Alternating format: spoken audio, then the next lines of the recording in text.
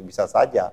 Betul. Tapi persoalannya, apakah Presidential Club ini akan membawa manfaat dalam tata kelola pemerintahan? Apakah dalam mengambil kebijakan-kebijakan presiden nanti hanya berporos kepada Presidential Club ini? Jangan sampai ada think tank lain selain yang dibentuk oleh presiden. Karena sama-sama kita tahu kayak di Amerika tuh ada lobby Yahudi. Ada yang menentukan semua kebijakan-kebijakan, terutama kebijakan-kebijakan luar negeri Amerika, terutama kebijakan luar negeri Amerika yang berhubungan dengan Islam dan berhubungan dengan Israel Yahudi. Dan rakyat butuh hal yang konkret. Apa janjinya Pak Prabowo?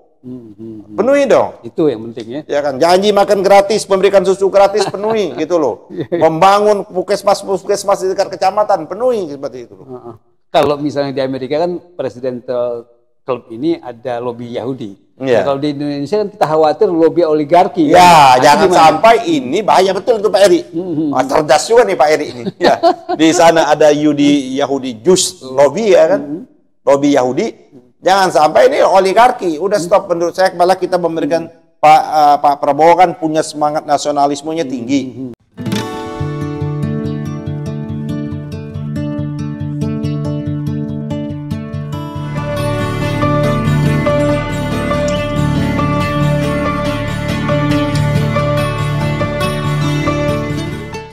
Bismillahirrahmanirrahim. Assalamualaikum warahmatullahi wabarakatuh. Pemirsa TV Masyumi dan Ahmad Tini Channel. Sore ini kita jumpa lagi. Hari ini kita ketemu dengan Ketua Umum Partai Masyumi Bapak Dr. Ahmad Yani SHMH. Yang akan kita bahas ini terkait dengan usulan atau gagasan Prabowo Subianto tentang Presidential Club. Sebetulnya menurut kabar ini udah lama diusulkan oleh Prabowo dan sudah dibahas di internal Gerindra, katanya. Partai Gerindra 10 tahun yang lalu. Tapi kemudian muncul lagi ya belum lama ini ya baru 2-3 hari ini ketika juru bicara Prabowo Dhanil Ansar Simanjuntak menyampaikan tentang perlunya silaturahmi para mantan-mantan presiden yang di Amerika Serikat juga dikenal dengan istilah Presidential Club. Nah, apakah ini bermanfaat atau hanya justru ya banyak mudaratnya? Ya, dengan adanya Presidential Club itu seperti memotong para pengkritik atau para oposan-oposan kepada pemerintahan yang akan datang. Kita belum tahu, ini akan dibahas oleh pakar hukum tata negara Pak Ahmad Yani. Gimana Pak Ahmad Yani kira-kira tentang Presidential Club ini? Yang pertama yang kita kan belum tahu format yang sesungguhnya. Apa yang dimaksud dengan Presidential Club yang dikemukakan oleh Dhanil Ansar Simanjuntak ini seperti itu. Yang kedua, kalau kita memang itu dia apakah semacam peguyuban, ya toh? Apakah semacam peguyuban yang kumpul para mantan-mantan presiden ini, atau dalam kerangka institusionalnya apa seperti apa? Dilembagakan maksudnya? Ya, dilembagakan. Karena di pertama di Undang-Undang Dasar kita kan tidak diatur, ya kan, tidak diatur sama sekali seperti itu. Bahkan nanti takutnya presiden ini lebih banyak acara-acara seremonial. Seperti itu urusan. Padahal ke depan ini banyak sekali problem-problem kebangsaan kita ini, program-program tentang persoalan pusat dan daerah, problem-problem tentang pendapatan yang kita semakin lama semakin tax ratio kita semakin tidak mengembirakan, terus gini rasio kita semakin mengangga, utang kita semakin menggunung, seperti itu. Rupiah semakin tak berdaya, harga semakin memumbung, hampir menyentuh langit, seperti itu. Korupsi semakin merajalela, seperti itu. Etik dan moral sudah semakin tertinggal. Nah, jadi ya mau diletakkan di mana persoalan Presidential Club ini? Tapi kalau hanya sebagai peguyupan, tempat kumpul, tempat bersilaturahim, itu menjadi penting, nggak jadi masalah. Saya kira karena kita, apalagi di ajaran agama kita kan silaturahmi itu memang dianjurkan. Karena semakin banyak kita bersilaturahmi itu memperpanjang umur dan mempermudah rezeki. Bisa saja. Betul. Tapi persoalannya, apakah Presidential Club ini akan membawa manfaat dalam tata kelola pemerintahan? Apakah dalam mengambil kebijakan-kebijakan presiden nanti hanya berporos kepada Presidential Club ini? Jangan sampai ada think tank lain selain yang dibentuk oleh presiden. Karena sama-sama kita tahu kayak di Amerika tuh ada lobby Yahudi. Ada yang menentukan semua kebijakan-kebijakan, terutama kebijakan-kebijakan luar negeri Amerika. Terutama kebijakan luar negeri Amerika yang berhubungan dengan Islam dan berhubungan dengan Israel Yahudi. Apa yang seperti itu, yang mana yang harus dijelaskan dan dipetakan seperti itu. Iya. Apalagi kalau misalnya kita lihat presiden-presiden mantan presiden ini kebanyakan ketua umum partai. Ya, itu luar biasa. Apalagi kayak Pak SBY kan dia selain mantan presiden dia masih merangkap kekuasaan yang mutlak di Demokrat. Walaupun dia bukan ketua umum tapi dia menentukan. Majelis tinggi ketua umum. Iya kan, dia menentukan semua. Ibu Megawati kan masih ketua umum PDIP. Seperti itu. Jadi siapa lagi presiden kita? Nggak ada kan? Pak SBY yang Gus Dur udah meninggal. Iya, sama Prabowo sendiri kan? Prabowo 3 orang seperti itu. Jadi menurut saya ya sebagai ide dan gagasan sebagai wacana ya tidak salah, tidak ada yang menghalangi. Tapi apakah dia berefektifnya manfaat? Tentu manfaat buat si mantan presiden. Iya. Nah, persoalannya apa bisa temu Ibu Mega dengan Pak SBY? Iya, itu juga susah. Kalau tujuannya untuk mengakor, maka bagus dong. Boleh aja. Boleh, gitu. itu berpahala. Membuat hubungan yang selama ini tidak baik menjadi baik.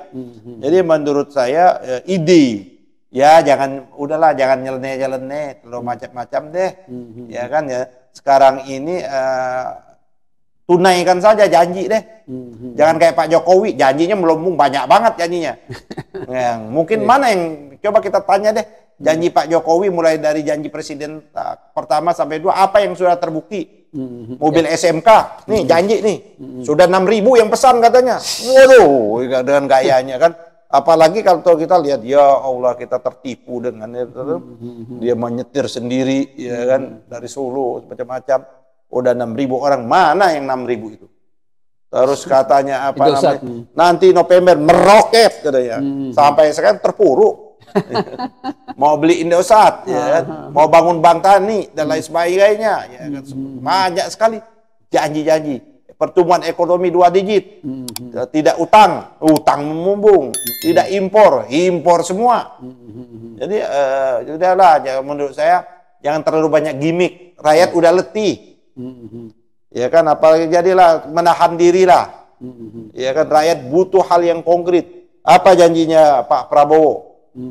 Penuhi dong. Itu yang penting ya. Ya kan, janji makan gratis, memberikan susu gratis, penuhi gitu loh. Membangun puskesmas di dekat kecamatan, penuhi seperti itu loh.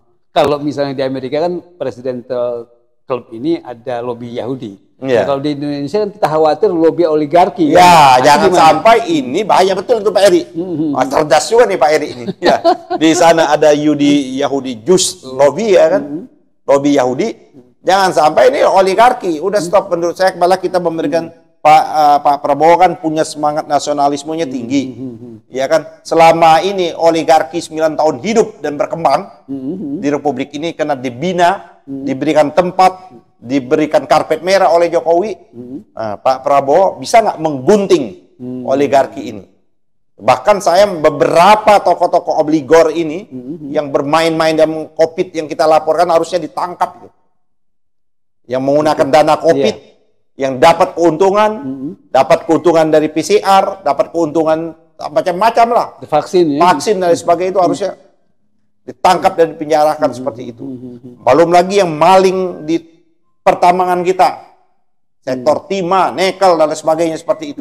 Pak Jokowi kan bangga betul, kita kena smelter. Nah hasilnya mana untuk rakyat ini? Seperti itu. Ya khawatir juga soalnya. Kalau misalnya tadi selain lobby oligarki, ada juga misalnya kita tahu di Indonesia kalau menurut hukum tata negara kan nggak ada oposisi gitu, tapi sehat sebetulnya kalau ada yang sebenarnya gini, membacakan oposisi itu sebenarnya penggunaan istilah term politik. Kalau di Indonesia itu sebenarnya ada lembaga kepresidenan, ada lembaga DPR. Fungsi lembaga DPR inilah untuk mengawal, untuk mengawasi presiden. Karena fungsi DPR itu 3, budgeting anggaran, pengawasan, dan legislasi. Mau dia partai ini kan beda, kita beda. Sistem tata kelola pemerintah kita ini. Tata kelola pemerintah kan sistem walaupun dia bersifat presidensial, tapi ada lembaga tidak mutlak. Presiden tidak berkuasa mutlak. Maka kekuasaan presiden itu dibatasi oleh rakyat. Rakyat yang membatasi melalui wakilnya di DPR. Contoh, untuk membentuk undang-undang, presiden bukan lagi sebagai mempunyai kewenangan membentuk undang-undang. Sejak kita mengamandemen bahwa kekuasaan membentuk undang-undang itu ada di DPR, walaupun prakteknya masih presiden yang dominan. Ini praktek. Terus masalah anggaran, DPR kok yang berkuasa. Betul, presiden mengajukan rancangan anggaran APBN, akan disahkan tiap tahun kan undang-undang APBN. Tapi kalau DPR tidak menyetujui, ya maka beralih tetap mengacu kepada anggaran sebelumnya, APBN sebelumnya. Jadi tugasnya DPR, baik dia sebagai apa namanya pemerintah sama pendukung presiden, ya kan dalam konteks pilpres kemarin kan pendukung presiden tuh yang mengusung.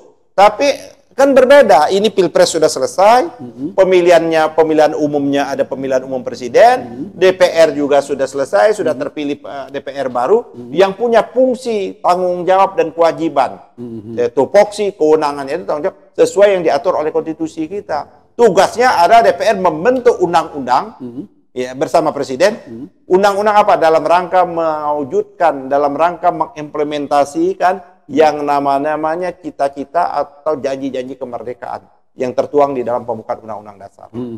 Dia mencerdaskan. Itu tugasnya siapa? Di Undang-Undang Dasar itu ada kewajiban itu, ada misi suci itu, melindungi, terus mensejahterakan, mencerdaskan dan menjaga ketertiban. Itu semua 4 itu tugasnya pemerintah. Pemerintah lah. Nah, dalam rangka pemerintah untuk melaksanakan tugas-tugasnya itu, maka bersama-sama Dewan Perwakilan Rakyat, dalam rangka anggarannya bersama Dewan Perwakilan Rakyat, dalam rangka undang-undangnya bersama dengan Dewan Perwakilan Rakyat DPR. Artinya seperti itu. Nah, cuman kita membahasakan supaya kontrol ini berimbang, menjadi sehat tata kelola ini adalah kelompok yang kemarin, contoh ada PKS, ada PKB, ada ada Nasdem, ada PDIP, PDIP kan 4. Karena P3 belum tahu nih masuk atau tidak. 4 ini harusnya menurut saya jadi oposisi, menjadi penyeimbang atau oposisi. Di mana oposisinya? Di parlemen maupun di luar parlemen. Artinya daripada presiden klub tadi, mendingan yang oposisi 4 partai itu harus diperkuat.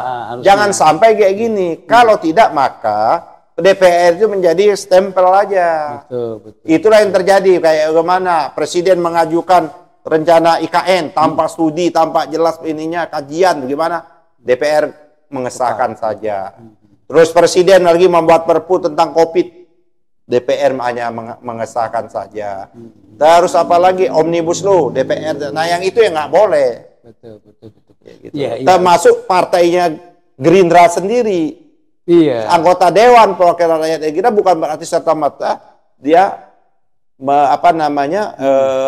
mengesahkan, so nggak bisa.